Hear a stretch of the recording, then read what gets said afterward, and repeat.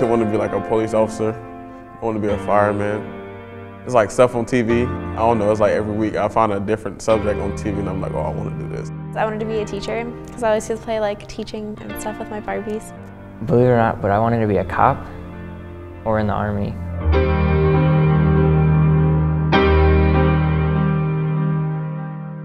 Fight broke out. Like it was a big fight, we were just fighting.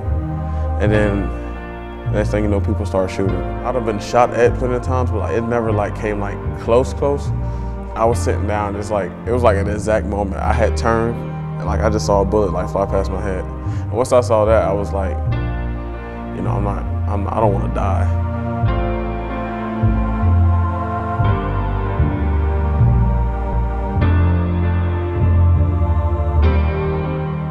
The night we came home from a horse show and the locks on our house had been changed. We'd been expecting foreclosure, but we didn't expect to come home at midnight with completely different locks on our doors. We thankfully were able to get some of our stuff out, and then we spent the night at a hotel and then came back the next day and got the rest of our stuff that we could. But we didn't get much of anything.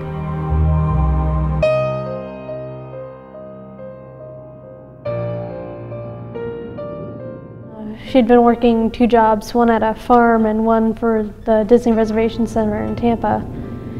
And she'd continued to work both of those so that we could hopefully keep our house, but when we couldn't, she still kept it up so that in hopes we could get an apartment. For a week, we were planning to leave with just my phone charger on my book bag and just my books, and because we couldn't take anything. And one day I get a call at 8:30 and I have to run to the bathroom and answer my mom, and she says, hey, I'm outside your brother's school and we're leaving. I'd had enough of it and I was trying to stick up to her and I just got fed up, and then that was when I did move into like my friend's house and stuff because my mom kicked me out, and she like pretty much told me like she didn't want anything to do with me and she didn't want to be my mom, and she like, I remember she signed this paper like to my friend saying you have all like medical and financial responsibility for her. So then she kind of just said, you know, I don't want to be your mom anymore, and that kind of hurt. When I think of like homeless people, I think of like the people on the streets, corners, like with signs and stuff asking for money, and that wasn't me. We never really had a place of our own. It was just like friends my mom would meet, you know, and they would try to help her out, and we're just like living there with her. It was always crowded.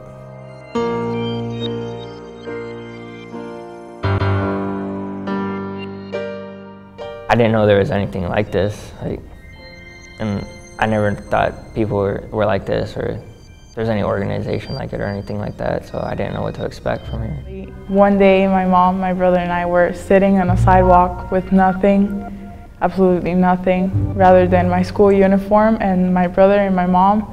And the next day, like 2 weeks later, we were here in an apartment with a car and my mom with a job, me in a school, and stability all around us.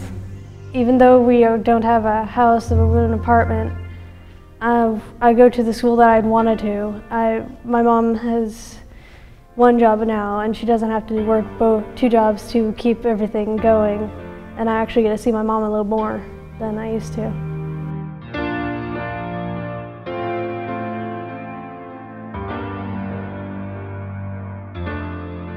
They provided us all the things that we needed, and they're a constant support for our family, not just financially or in school or just in everything.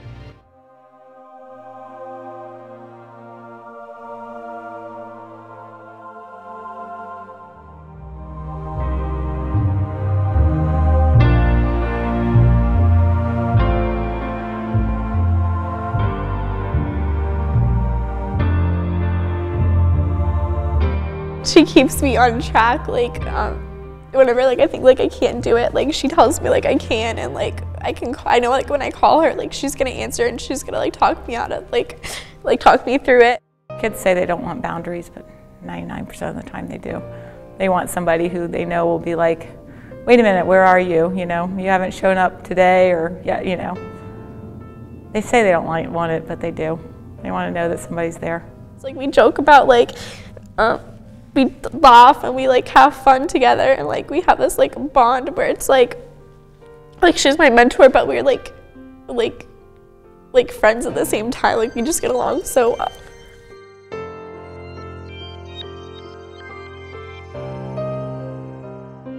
We get along really well. Dylan teases me a lot. I'm always going, Dylan! But it works for us. We get along very well. I think he trusts me, I trust him. I feel that it has really changed their lives, and it's changed mine too, because I just love seeing how grateful they are for everything, every little thing that they have. She's really been there, and I've made it very hard for her because, I don't know, I have like communication issues and asking for help and stuff like that. And you know, she's like, every day she's on me telling me, you know, you need to reply to my messages, you need to reply to my calls, because to me, it's like, if I miss a call, I just miss a call. It's nothing, but you know, to her, you know, it's totally different. You go in with expectations and you have your idea of what it should be like, but you have to sometimes abandon your expectations and go with what the needs of the kid, what he needs. Whenever I really need something, she's there. So it feels good to have somebody in my corner that's positive. It's not that I'm sad, it's kind of like tears of joy, you know, because I never really looked at it. And like, I never really had all this stuff. Now that I'm thinking about it, I got everything I always wanted. And I think that's what I love about this program, is that it's really a hand up, which is what they say. And it's a hand up, and that's what Linda Kay and Crystal needed, was somebody. They had gotten themselves into a situation they just couldn't get themselves out of the hole. And they just needed somebody to give them that little boost, because they had all the motivation, and they certainly have the heart, because they are just the happiest people that I know. When I was really little, I just didn't think I was going to be anything, because I didn't have those dreams. I want to go to Harvard Law School. I want to graduate.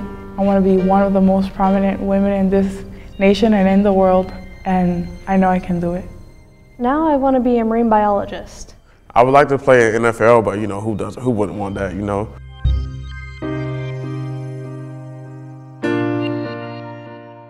I used to always think that I wasn't really going to go anywhere in life because of like the decisions and stuff I made.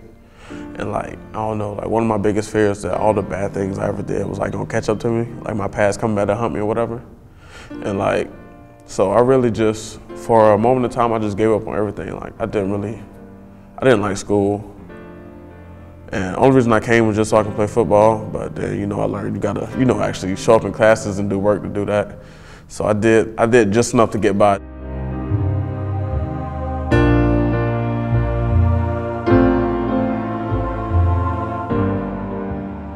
It has shown me that there are people that are amazing in this world, and it has shown me that somebody with a dream can really accomplish it.